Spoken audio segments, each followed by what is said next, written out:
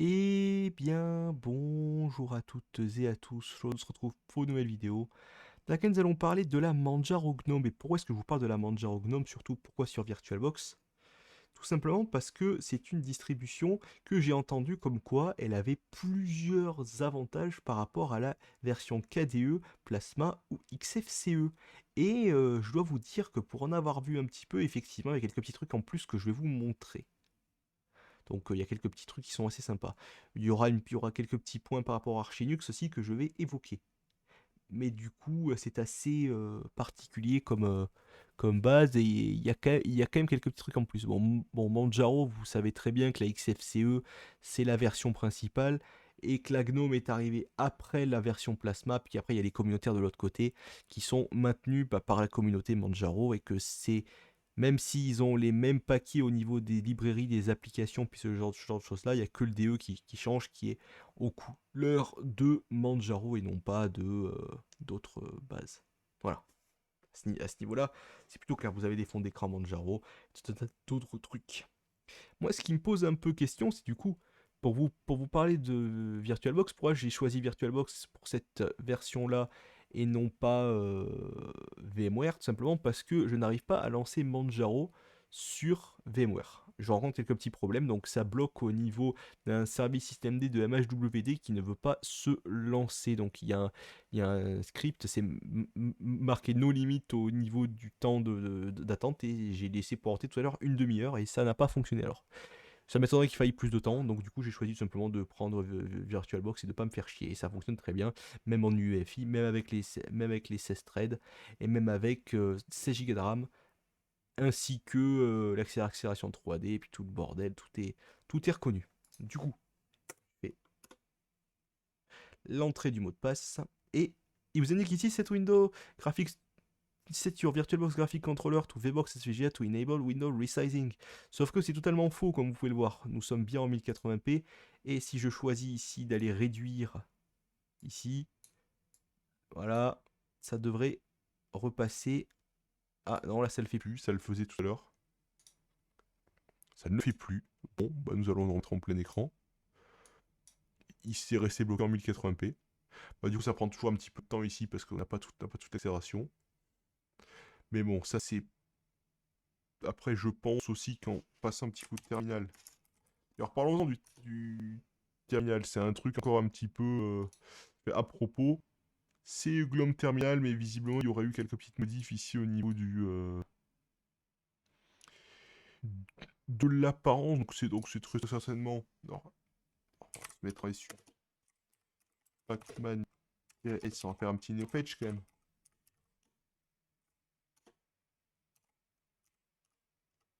Patch. Donc c'est bien tout ce qu'il faut à ce niveau-là. Donc c'est bien du bash, mais il y a quelques petites modifs qui ont été faites au niveau du terminal. Donc bon, c'est quand même assez intéressant. On a le thème, bon, le thème Malchassi et Papyrus pour les icônes. Papyrus Dark Maya d'ailleurs. 823 mégas de RAM consommé. Bon, ah,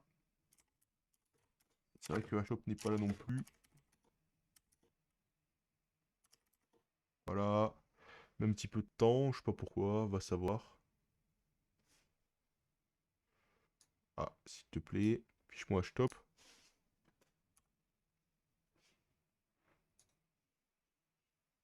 Stop, s'il te plaît. Non, ça ne veut pas. Bon, c'est pas grave. Très certainement un bug en VM, puisque sur la XSCE que j'ai installé l'autre fois en dur, j'ai pas eu de problème là, donc c'est très certainement un petit bug au niveau de la VM.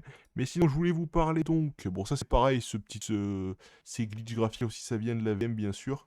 Mais vous avez quelques trucs qui sont préinstallés, notamment application web. À quoi cela correspond? Donc c'est le fameux truc qui n'est pas présent sur il me semble pas présent sur les autres, en tout cas en minimal. J'installe toujours les autres en minimal. Là, j'ai forcément voulu vouloir voir le package complet.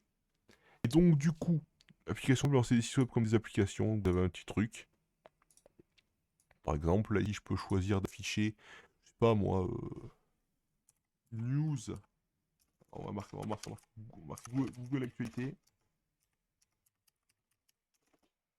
Actualité. news.google.com. Voilà, donc il nous choisit forcément l'icône de Google. D'ailleurs, je pense qu'il doit y en avoir plein qui doivent être proposés. Voilà, exactement. Alors, si je tape news,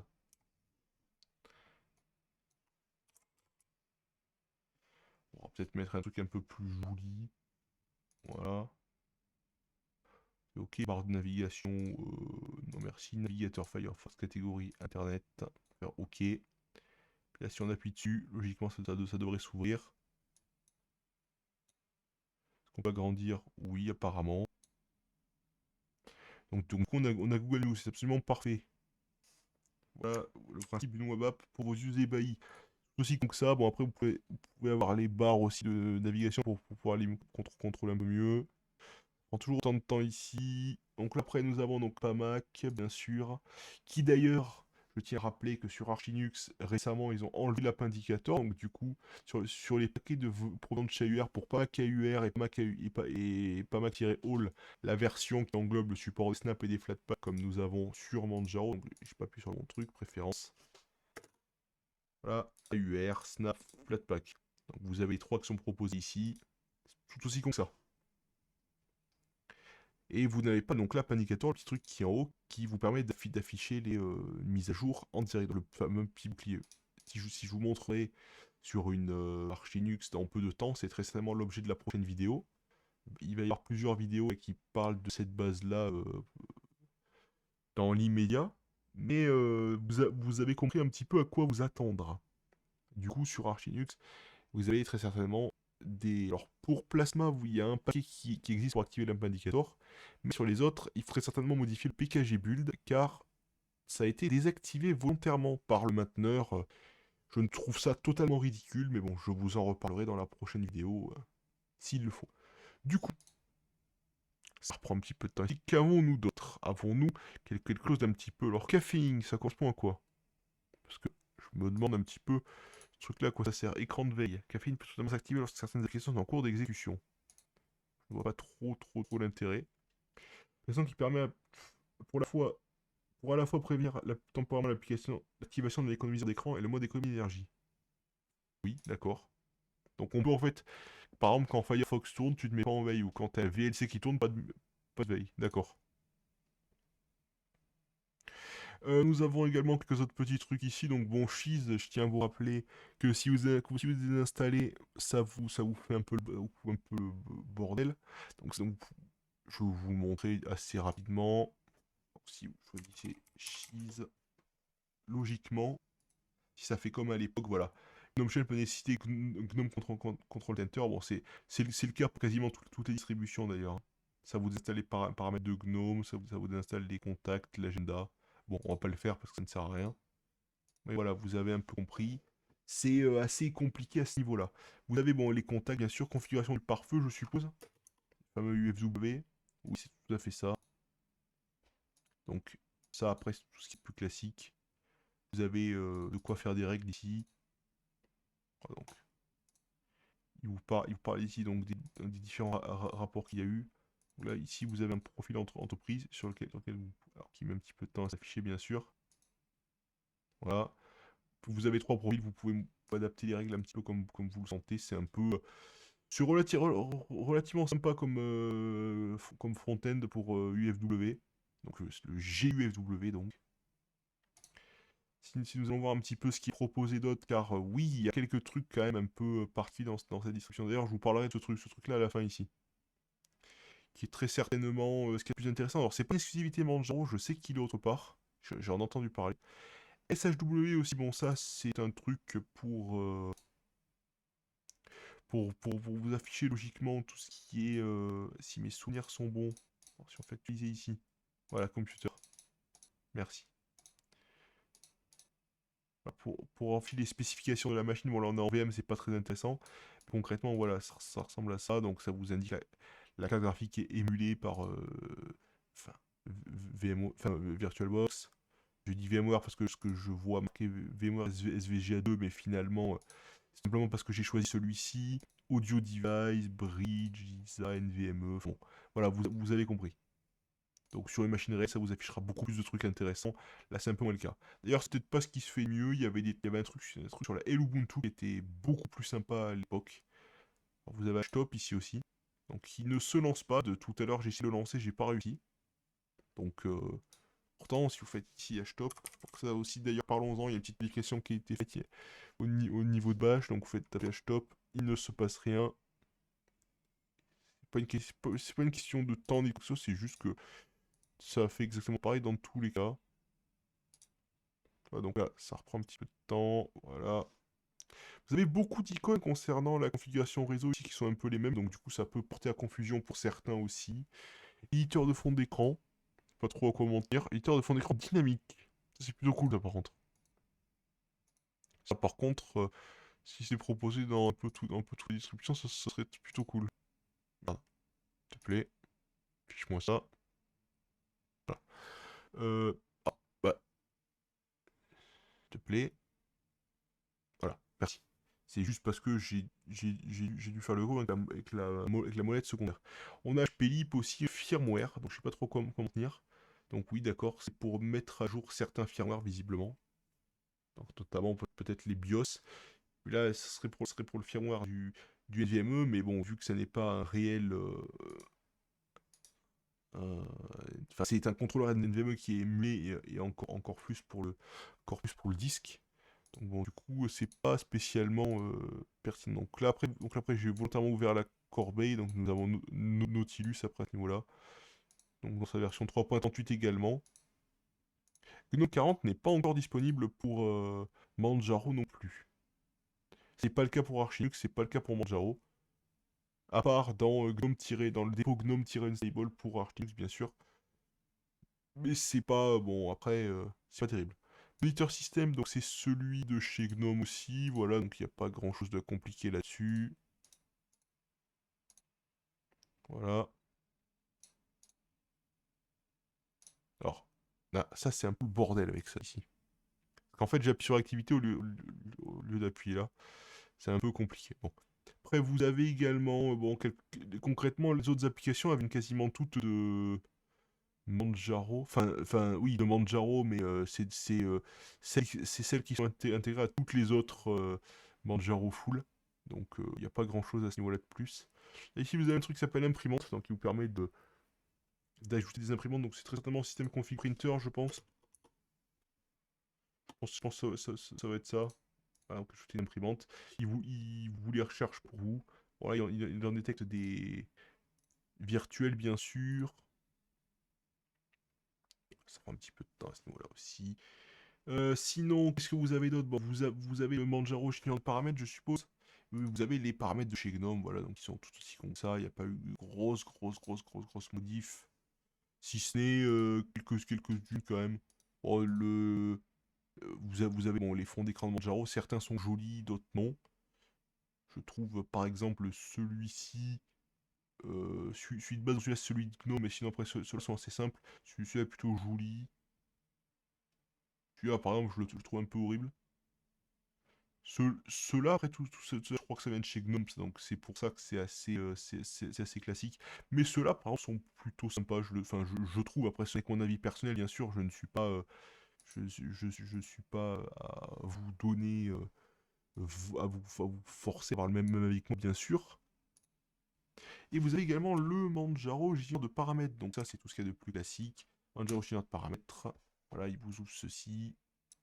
Et vous pouvez bien sûr changer le noyau. Donc là, on est sur un noyau 5.11 que j'ai volontairement mis, car à l'heure actuelle, quand j'ai installé, l'ISO était en noyau 5.10. Donc les dernières ISO ont du noyau 5.10. Voilà. Et j'aimerais bien retourner sur le truc ici. Gestionnaire de paramètres. Vous avez également de quoi créer des comptes utilisateurs, modifier la date, les paquets linguistiques bien sûr. Donc ça, c'est toujours extrêmement important sur Manjaro. Il vous propose ici d'aller récupérer les paquets pour franciser votre distribution ou pour l'adapter à n'importe quelle langue d'ailleurs. Parce que si jamais vous savez parler français et que vous regardez mes vidéos, ce qui m'étonnerait beaucoup, qu'en même temps vous êtes étranger et du coup vous utilisez dans une autre langue, ce qui est encore moins probable. Du coup, vous savez que ce truc-là existe. Et puis, il y a des paquets qui sont en allemand de base. Par exemple, du coup, si je relance Firefox, il va être en français cette fois-ci, logiquement.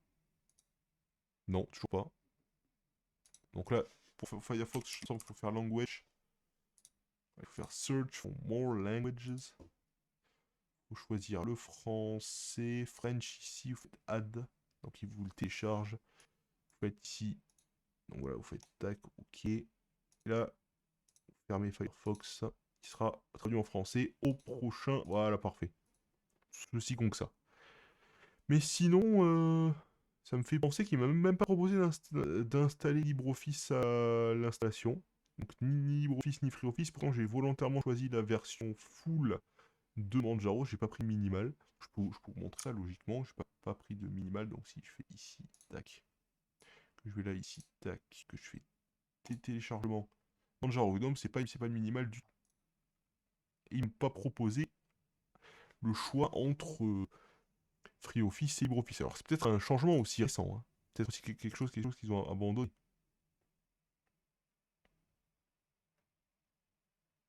Sur ce, je pense qu'on a à peu près fait le tour.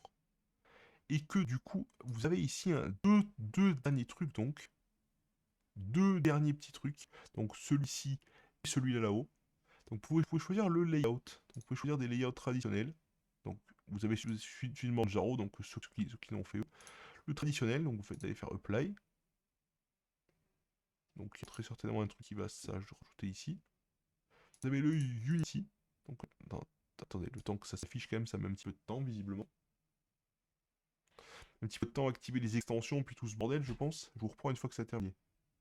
Voilà, donc du coup, ça a pris à peu près 30 secondes, plus ou moins, à se faire, mais voilà un petit peu à quoi ça ressemble maintenant. Je trouve plutôt basique. Et du coup, ici, vous avez un arc menu, donc avec tous les différents programmes qui sont intégrés ici, donc dans les catégories, c'est plutôt basique.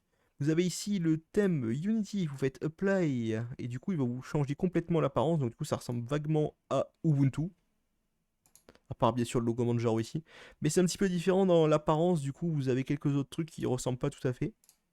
Vous avez le thème moderne, vous faites Apply, ça ressemble à ça. Vous avez le Gnome ici, donc qui ressemble comme deux gouttes d'eau à celui de Gnome, donc vous avez donc, oui c'est tout ce qu'il y a de plus classique. Est-ce qu'ici ça fonctionne mieux ou pas maintenant? Non, toujours pas. Et vous avez le Tiling, vous faites Apply. Et c'est aussi con que ça aussi. Donc là, du coup, je suppose que pour le tiling, il faut ouvrir plusieurs applications. Voilà, donc on va ouvrir Firefox. On va lui dire de faire ça.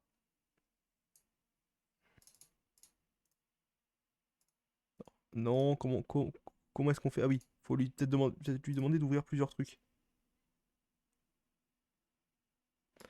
Oh non, s'il te plaît.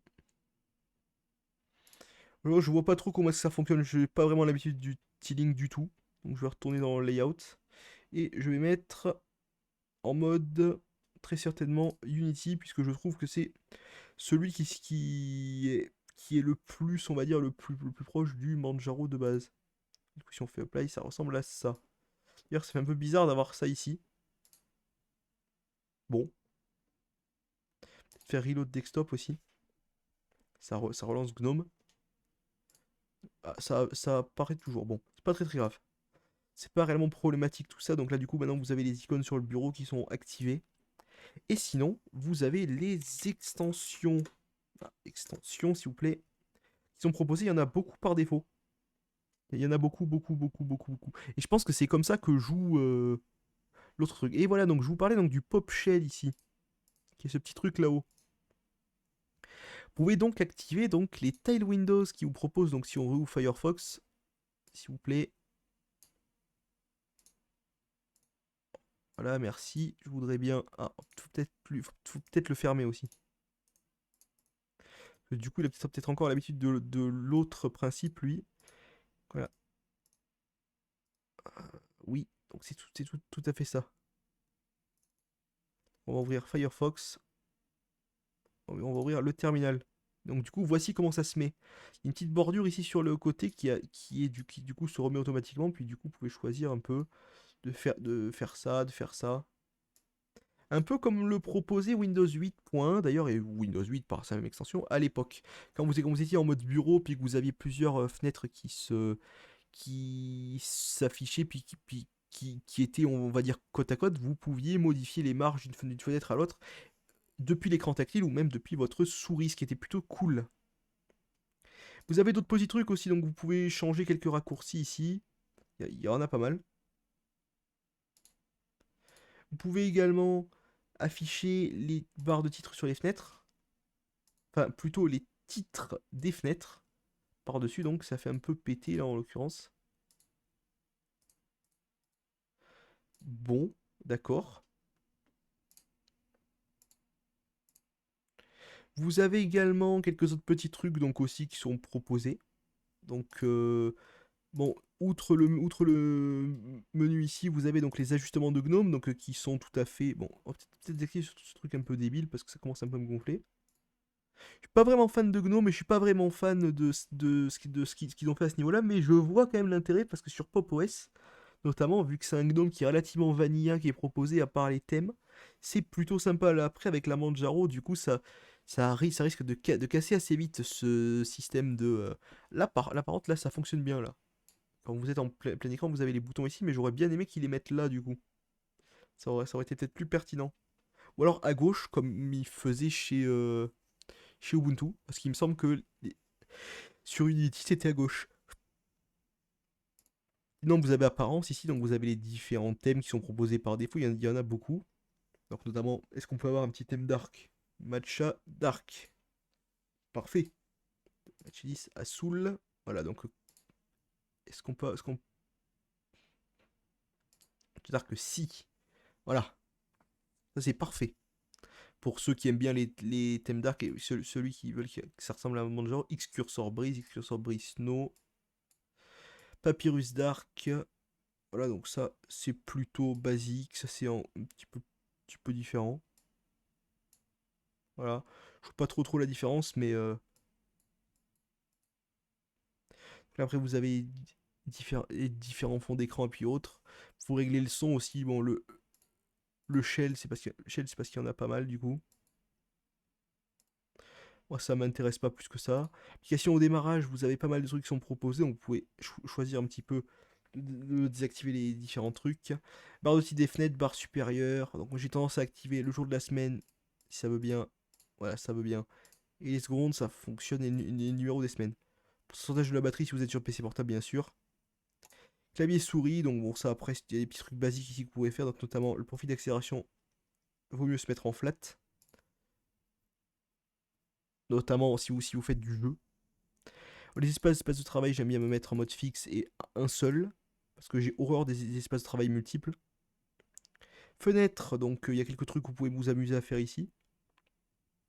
Notamment la juxtaposition dans les bords, donc je tiens à vous rappeler que Gnome ne sait toujours pas faire de juxtaposition, enfin en tout cas par défaut, sans extension, ne sait toujours pas faire de juxtaposition dans les, dans les quarts d'écran, donc c'est toujours aussi pété à ce niveau-là. Et dans les polices, ici, vous avez encore quelques autres petits trucs qui sont proposés, donc notamment l'optimisation si vous faites complète. Et dans anti-crénelage, par défaut, sous pixel, ça ne pose aucun problème. Sinon, si jamais vous rencontrez des petits problèmes au niveau de l'accélération, vous vous mettez sur 100 ici, et ça fonctionne peut-être mieux potentiellement si votre carte graphique est vraiment trop limite.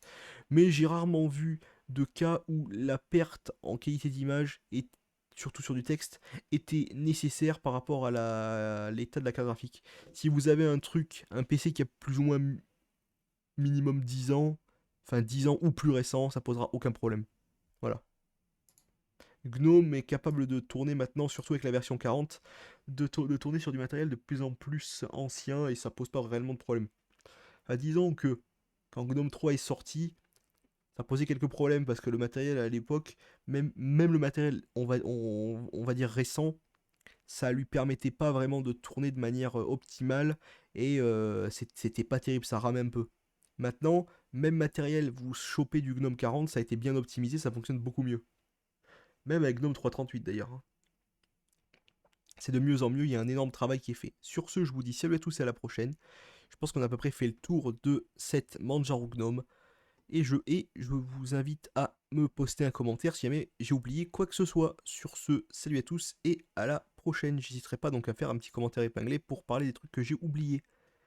A très vite.